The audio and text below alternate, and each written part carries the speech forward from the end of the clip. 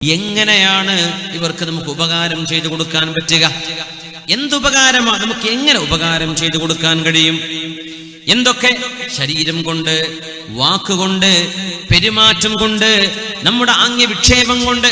അങ്ങനെയൊക്കെ ഗൾഫുകാർ വിചാരിക്കും ചെലവിന് അയച്ചു കൊടുത്താൽ മതിയെന്ന്.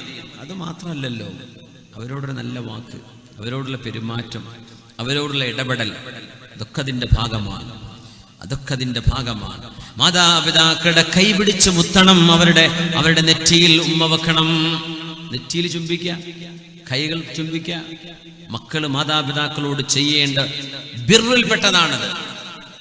കാല് പിടിച്ച് ചുംബിക്കുക എന്നുവരെ ചില മഹാന്മാരുടെ ചരിത്രങ്ങളിൽ ഞാൻ വായിച്ചിട്ടുണ്ട്. പക്ഷേ തീർത്തു പറയാൻ കഴിയും, കൈയും നെറ്റിയും ചുംബിക്കണം. മാതാപിതാക്കളുടെ ഒരു സ്നേഹത്തിന്റെ ഒരു ഉമ്മ വെക്കൽ കാണുമ്പോൾ സുബ്ഹാനല്ലാഹ്, യാ അല്ലാഹ്, അവർക്ക് ദീൻ പഠിപ്പിച്ചു കൊടുക്കുക.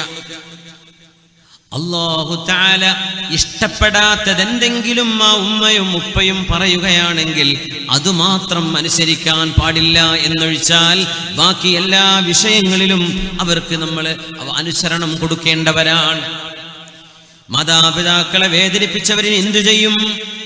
മാതാപിതാക്കളെ ദേഷ്യപ്പെടുത്തിയവരിന് എന്തു ചെയ്യും? എന്ത് ചെയ്യാൻ പറ്റും? നബി തങ്ങൾ മറുപടി തരുന്നു, ഇർജിഅ ഇലൈഹിമാ ഫഅൽഹിഖുഹുമാ കമാ അബ്കൈതഹുമാ.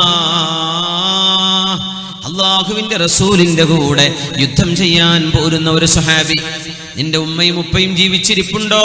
ഉണ്ട് നബിയെ, രണ്ടാളും ജീവിച്ചിരിപ്പുണ്ട്. ഞാൻ വരുമ്പോൾ അവർ കരയുകയായിരുന്നു. ഞാനൊരു മോനെ അവർക്കുള്ളൂ. ഞാൻ മരിച്ചുപോയാൽ, ഷഹീദായാൽ അവർക്ക് ആരുമില്ല. അതോർത്ത് എന്റെ ഉമ്മയും ഉപ്പയും കരയുകയായിരുന്നു നബിയെ. എന്നാലും ദീനിനോടുള്ള ഇഷ്ടം കൊണ്ട് ഞാൻ വന്നിരിക്കുന്നു, ഞാൻ അങ്ങയുടെ കൂടെ പോരുകയാണെന്ന് പറഞ്ഞപ്പോ ഹബീബായ നബി കൊടുത്ത മറുപടി, ഇർജിഅ ഇലൈഹിമാ, അവരിലേക്ക് നീ തിരിച്ചുപോ.